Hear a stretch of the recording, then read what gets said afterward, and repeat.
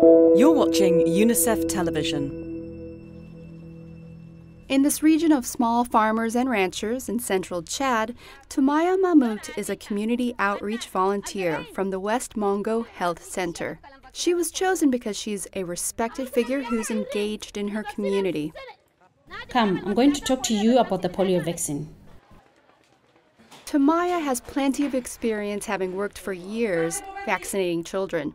She receives a stipend during the vaccination campaigns.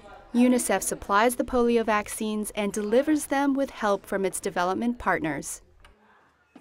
This morning, Tumaya is giving this newborn a second round of vaccines against polio, a combination vaccine that guards against diphtheria, tetanus, whooping cough, and hepatitis B.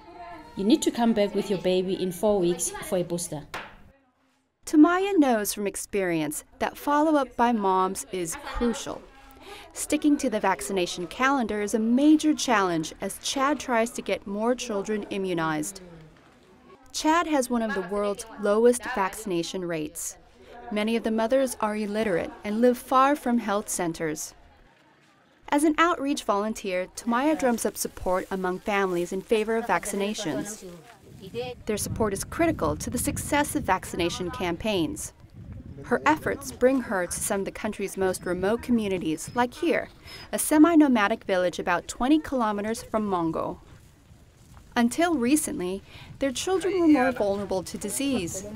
Often out of fear or lack of information, mothers refused to allow their children to be vaccinated. I've come today to talk with you about the polio vaccine. Do you know what this vaccine does when it's put in the mouth? It keeps your baby and your children from getting sick.